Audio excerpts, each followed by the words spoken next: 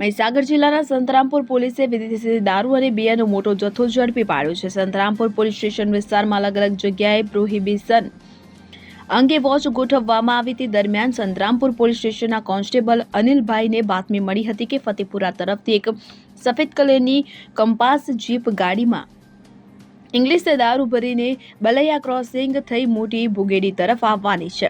ત્યારે આ બાતમીના આધારે મોટી ભુગેડી રસ્તા પર સંતરામપુર પોલીસે નાકાબંધી ગોઠવી હતી. બાતમી મુજબની કંપાસ જીપ ગાડી આવતા તેને રોકવામાં આવી હતી. ગાડીની તપાસ કરતા તેમાંથી ભારતીય બનાવટના વિદેશી દારૂની પેટીઓ મળી આવી હતી.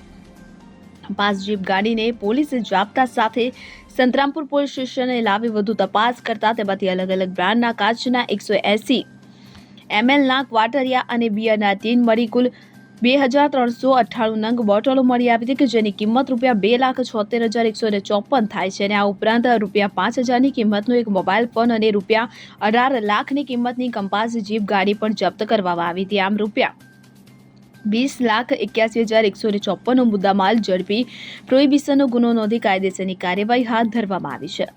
સંદીપ દિવાસરે સાથે CN24 ન્યૂઝ મહીસાગર. હવે જુઓ દેશ દુનિયાની તમામ ખબરો તમારી આંગળીના ટેરવે. ઉઠાવો મોબાઈલ અને Google Play Store પરથી ડાઉનલોડ કરો અમારી CN24 ન્યૂઝ મોબાઈલ એપ.